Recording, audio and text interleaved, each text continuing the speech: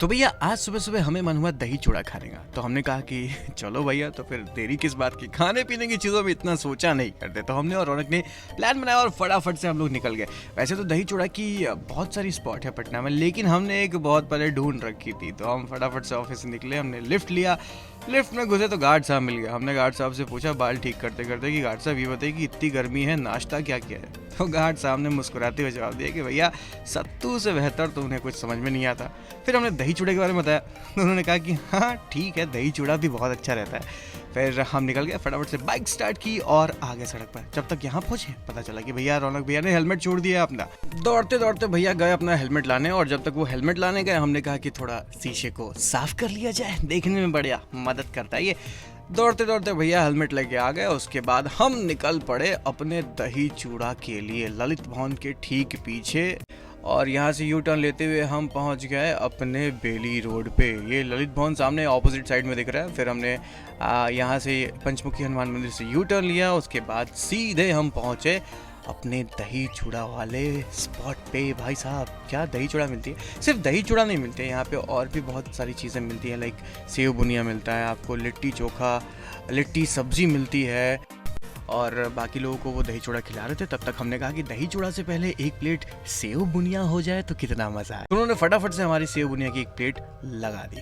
क्या भाई साहब डिलीशियस बुनिया, सेव खा के मज़ा आ गया। वैसे इसके ऊपर दही की टॉपिंग्स मिल जाती तो मज़ा आता है, बट थोड़ी सी एलर्जी तो हमने कहा कि नहीं, अभी बिना दही के ट्राई करते हैं। वैसे भी सेव बुनिया खाए मीठे से थोड़ा दूर रहते तो काफ़ी टाइम हो गए थे, तो अभी हमने कहा कि दबा के खा लेते हैं। भाई साहब एक एक चम्मच का स्वाद जो है अभी भी बोलते वक्त मेरे मुंह में आ रहा है। फिर हमने थोड़ी सी बातचीत की और फटाफट से सेव बुनिया को ख़त्म किया, क्योंकि इसके आगे दही चूड़ा भी तो देखना था हमें। लिट्टी भी गर्मा गर्म तैयार होके आ रही थी, तो हमने थोड़ा सा वेट करना सही समझा, क्योंकि उसका स्वाद अलग आता है। अब दही से मन भरा नहीं था, मतलब हमने कहा कि भाई थोड़ा सा चख लिया जाए, एलर्जी है तो क्या हुआ, मज़ा तो आता है। तो हमने कहा कि दही के साथ भी सेव बुनिया हो जाए। भाई साहब अलग असीम सुख का अनुभव इस सेव बुनिया और दही की प्लेट में हुआ था। मतलब एक ही चम्मच दही थी, ज़्यादा नहीं थी।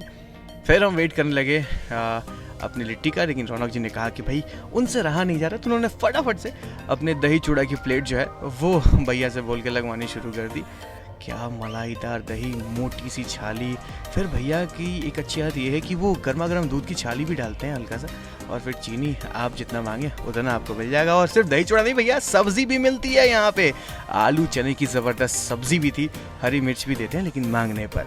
फिर जब तक रौनक जी ने अपना दही चूड़ा कंप्लीट किया, हमारे लिट्टी की बारी आ गई थी। तो हमने कहा कि भैया गर्मा गर्म लिट्टी लगा ही दीजिए। तब तक रौनक जी ने कहा कि दही चूड़ा के साथ ज़रा बुनिया भी हो जाए। फिर भैया साहब ने थोड़ी बातचीत की और पूछा कि कितने साल से दुकान लगा रहे हैं। तो उन्होंने कहा कि 10-12 साल से ये दुकान यहाँ पे लगा रहे हैं और सिर्फ यही बेचते हैं। और बातों बातों में हमने उनसे कह दिया कि भाई गर्मा गर्म लिट्टी जो है वो आप पहले मुझे लगाइए, क्योंकि और भी कस्टमर्स लाइन में खड़े हुए थे। तो उन्होंने कहा कि नहीं नहीं भैया, आप ही को हम पहले लिट्टी देंगे, इसीलिए जल्दी जल्दी छान रहे आप ही के लिए गर्मा गर्म लिट्टियाँ।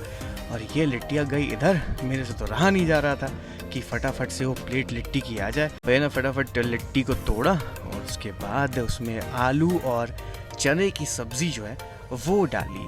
वैसे उनकी एक सीक्रेट रेसिपी नहीं कह सकते हैं, उसको टेस्टी बनाने के लिए वो उसमें एक चटनी भी डालते हैं। और जब हमने उनसे पूछा कि ये चटनी क्या होती है तो उन्होंने बताया नहीं। देखिए अब सब्ज़ी डाल रहा है अभी, और सब्ज़ी के बाद वो चटनी और कुछ प्याज के टुकड़े भी डालेंगे। ये मसाला था उनका, जीरा और उसमें थोड़ा सा चाट मसाला मिलाया हुआ था। ये रही चटनी। वैसे तो ये धनिया की चटनी दिख रही थी, बट उन्होंने कहा कि धनिया नहीं है ये।